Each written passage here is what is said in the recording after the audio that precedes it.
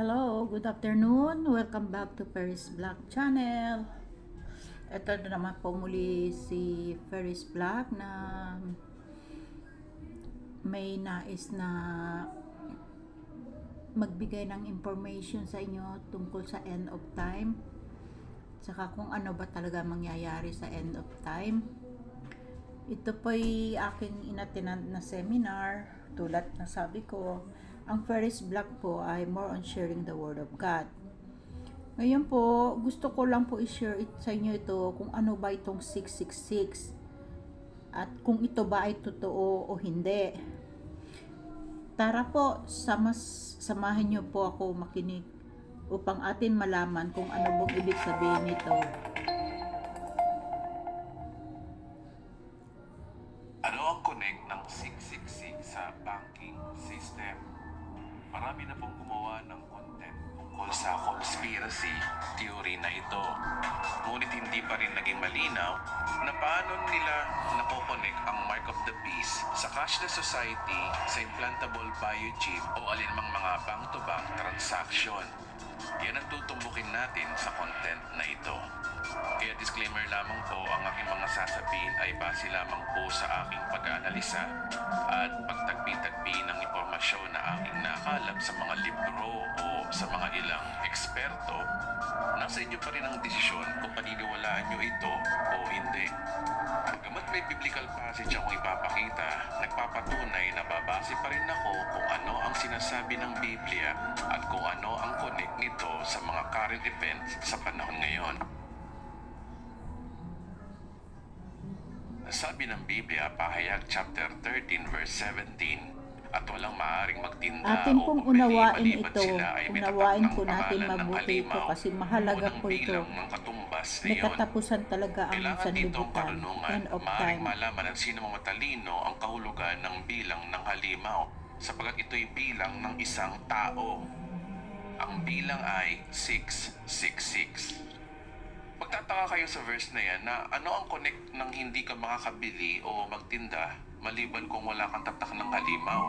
At ang bilang ng katumbas ng halimaw ay 666. Well, noong first century, hindi ito maipaliwanag ng mga early church fathers. BJ! Kung ano ibig sabihin ni Apostol Juan tungkol sa pagbili o pagtinda kung wala kang tatak ng 666. Ngunit sa panahon ngayon 21st century, kayang-kaya ng ipaliwanag ito ng siyensya na ito ay umuugnay sa modern banking system.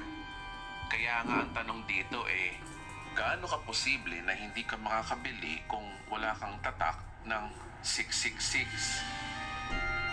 Sabi diyan, buong mundo ay puwersahan at sa pilitang tatanggapin yung tatak ng halimaw kung hindi sa noo o sa kanang kamay. No one can buy or sell unless you have the mark, the name of the beast, the number of his name. So, familiar ba kayo dito sa system na ito? Hindi ba ito ay sistema ng mga credit card? Di ba sa credit card system, dala mo dapat ang ATM mo, name ng credit card at yung account number. Kaya na itong ipaliwanag ng siyensya na hindi pa naiintindihan ni Apostol Juan noong 95 AD. Ito ay modern banking system.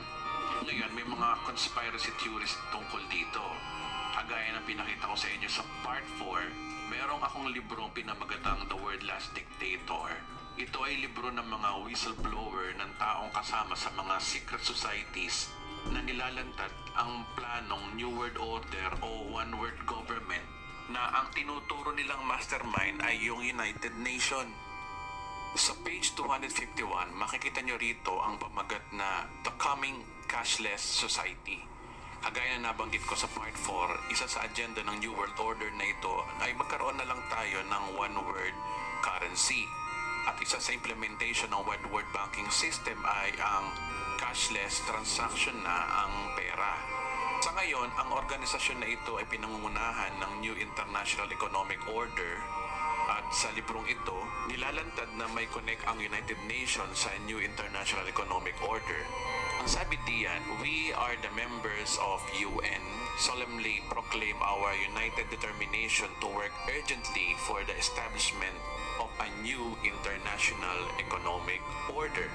Sa libro na ito, merong isang whistleblower na monetary expert na umattend sa isang conference ng mga international bankers na nagpaplano na sila ng World Total Cashless Society. Sabi diyan, tatagalogin ko lang, binunyag ng whistleblower na ito na ang mga elite international bankers ay gumagawa ng isang plano na ang lahat ng pera sa mundo, mga papel na pera, barya at cheque ay idineklarang huwag nang gamitin o obsolete na at ang lahat ng commerce ay magpapatupad sa magitan ng digital mark, digital code o numbers. Alam na natin na ito ngayon bilang electronic fund transfer system. Kung mapapansin nyo, ito ay nangyayari na sa panahon natin. Kapag tayo umu-order sa Shopee o sa Lazada, di ba pwede na magbayad through GCash o Paymaya o yung mga apps na mula sa bangko, di ba? Magpadala ng pera, hindi na uso yung door-to-door o pupunta sa bangko o sa Palawan o sa Cebuana, Lulier, kundi either GCash, Paymaya at marami pang apps na nagsusulputan ngayon. Kung bibili ka naman sa ibang bansa, karamihan ng bayad ay through PayPal. Yun ang basic pa lang yun. Pero may mas advanced pa dyan. Kundi PayPal, para mas safe, ito yung mga cryptocurrency. Ang mga crypto na ito ay halimbawa, Ethereum o yung mga Helium, Binance Coin, Bitcoin, USDC Coin. Kaya nga sikat na sikat ngayon ang online platform na Binance para sa pagbabayad online imbis na pera. So yan ang tinatawag na electronic funds transfer system. Sabi diyan, ang mga computer scientists ay gumagawa ng isang master plan upang magtalaga ng mga numero sa bawat individual na tao sa mundo. Maaring gamitin ang numero para sa mga layunin ng pangangalakal, pagbili at pagbebenta. Maganda nga naman ang plano ng mga computer scientists na maglagay na lang ng unique number sa bawat tao. Para yun ang identity niya para sa kanyang online money bank. Para nga naman mas synchronize, mas safe. Ang problema kasi, ang credit card ay nananakaw. Ang online banking ay nahahack. Dahil maraming hackers sa online, dahil nga naman kung mag-online banking kahagaya na sa panahon natin ngayon, pwedeng ma-hack ang account mo at ma-withdraw ang pera mo ng mga hacker. Cashless na din ang pagnanakaw sa online. Ngayon, dito papasok na yung implantable biochip conspiracy theory. Ito ay device na kasing liit ng butil ng bigas para i-inject ito sa kanang bahagi ng kamay ng tao. Ito na raw magiging microchip na gaya ng accessibility ng mga credit cards na pwedeng manakaw. Kapag nga naman biochip mismo ng ATM mo ay nasa katawan mo na, hindi na ito mananakaw sa iyo at wala ka na ring stress sa pagtatago ng ATM mo. Kung meron nga namang number ang bawat tao at imbis na credit card at saka nakalagay na mismo sa katawan mo ang storage device na ito, di ito basta-basta mananakaw sa iyo. Isang magandang halimbawa dito ay yung GCash QR code. Ibis na i-type mo yung cellphone number mo, yung unique QR code na lang ang gagamitin mo. Ibis nga naman i-type, scan na lang ng camera sa cellphone mo yung QR code and then that's it. Access mo na para makatransfer ka na ng pera o makabayad online.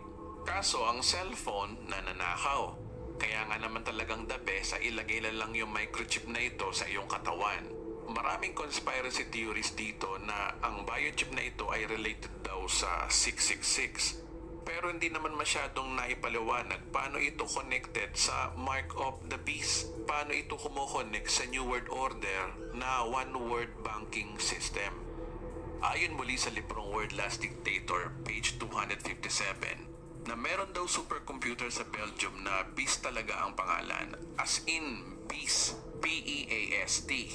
Beast talaga. Sabi diyan, the supercomputer is called the Beast. Next page ng 258, Brussels Electronic Accounting Surveillance Terminal.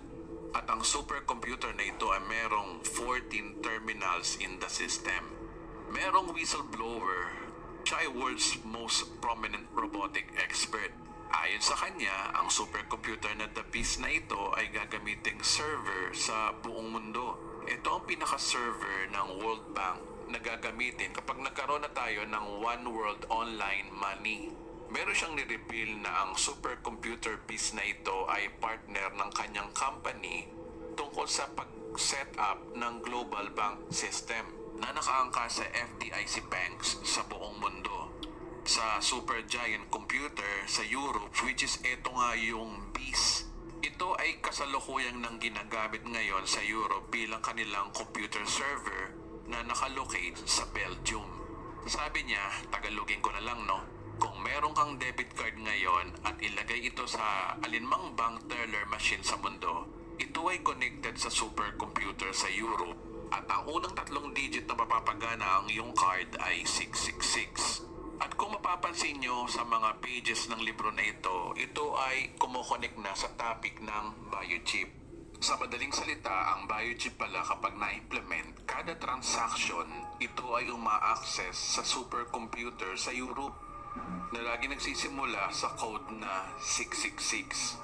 Kaya technically, kung ang iyong biochip ay nasa katawan mo na, virtually meron ka ng tatak sa iyong katawan na 666. Kung babasahin natin uli ang Bible, walang maaaring magtinda o bumili o malibang siya ay may tatak ng pangalan ng halimaw o bilang na katumbas niyon. At anong ang sabi dyan na bilang na katumbas niyon? Ilandan din ng libro na ito na sa bawat database ng registered number ng bawat tao, ito ay may 18 digits number. Ang sabi diyan, your 18-digit number is now in the giant computer of Europe. Every person number in the world begins with the digits 666. So ito yung format number ng bawat tao sa mundo na laging nagsisimula sa 666. The number is international code which is activate the world computer. The first 3 digits of every person's number in the world is 666. Meaning, kada bank-to-bank transaction mo, pag-send mo ng pera, pag-receive, laging dumadaan mo na sa SuperBiz computer sa Europe at lagi itong nagsisimula sa 666. At kung walang 666, hindi ka makaka-access sa online banking system. Kaya hindi ka makakabili. At hindi ka rin makakabili kung wala kang implantable microchip sa iyong katawan para ma-access mo ang online banking system. Kung ang conspiracy na to ay totoo, hindi na naman alam ng New International Economic Order, ng World Banks at mga secret societies na ito na sinusulat na nila sa kasaysayan ng mundo ang mga nakasulat na sa Bible prophecies. Ayan na po. Sana naunawaan niyo po ang paliwanag na talaga sa huling araw po talagang iiral na yung 666. Yung Antichrist na yun po ang tinatawag na 666 at siya ang magpapatatak ng ganun number. Ang sino man walang number ay hindi makakabili. Yun lang magpapatatak. Pero alalahanin nyo, pag kayo magpatatak ng 666, wala na kayong pag-asa makamit yung kaligtasan, yung buhay na walang hanggan. Automatic mapasa impyerno ang ating kaluluwa. Pero yung hindi magpapatatak, maari mapatay siya, ma-persecute siya ng time na yon, pero ligtas naman siya. So habang may time pa po, atin na pong hanapin ang kaharian ng Panginoon at mag-umpisa na po tayo magtanim ng kayamanan sa langit upang pagdating ng taghirap o tribulation, ma-rapture tayo at hindi tayo maiwan dito sa lupa. Yun lang po, may isusunod pa rin po ako na mas malalim na explanation tungkol sa 666 at kung ano pa talaga ang mangyayari sa huling araw. Ito si Ferris Black na nagpapasalamat sa inyo at muli kong hinihiling, please don't forget to like, share, and subscribe. God bless us all. Bye-bye.